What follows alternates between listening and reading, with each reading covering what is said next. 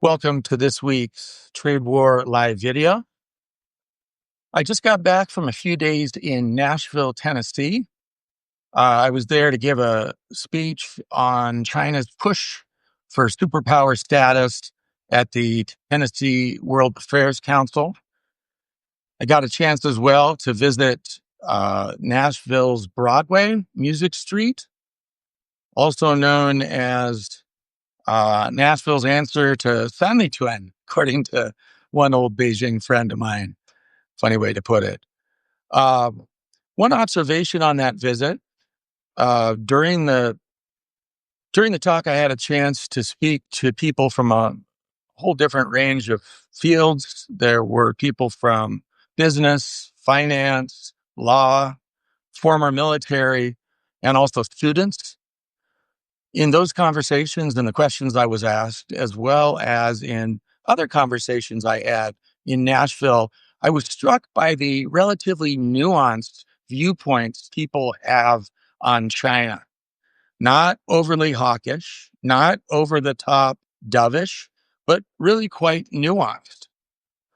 That's similar to what I experienced or what I have experienced in my home state of Montana, and pretty much true wherever I go in the U.S.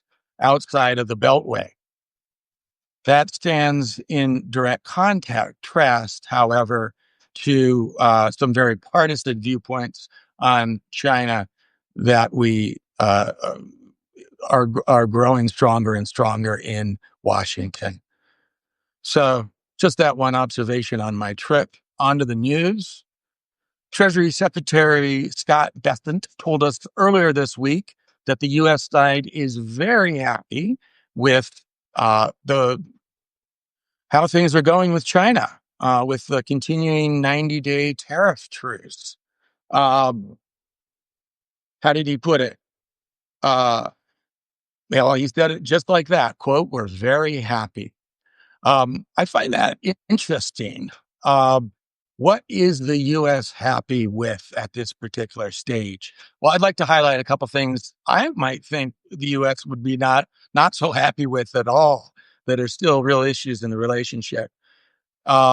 Just after the U.S. gave NVIDIA the green light to start selling its AI H2O chip to China, China has reacted by calling the company in or telling them they're concerned about security threats, backdoors, kill switches in the NVIDIA chip, and they've warned their companies to stop buying them.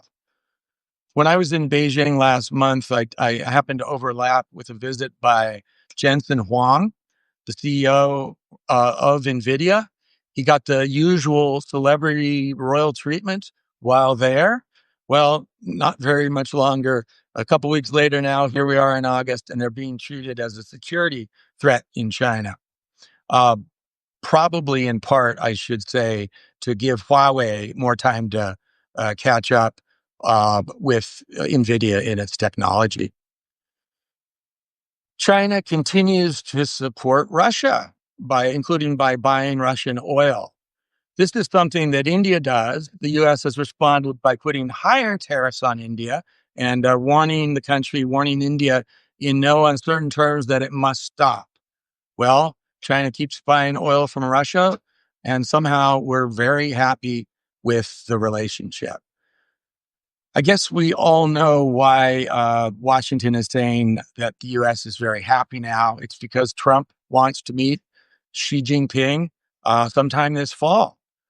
And I imagine we're going to keep hearing that the relationship is good and that we're very happy with the relationship right up until that meeting happens, maybe beyond, or until that meeting, if that meeting doesn't happen at all.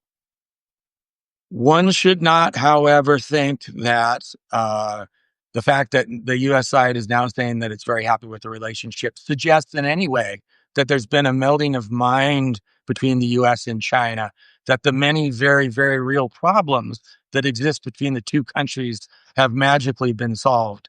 That is not the case at all. And we can expect those very real problems, I won't get into the laundry list of all of them right now, are going to flare up again before too long. That's it for this week. Tune in next week.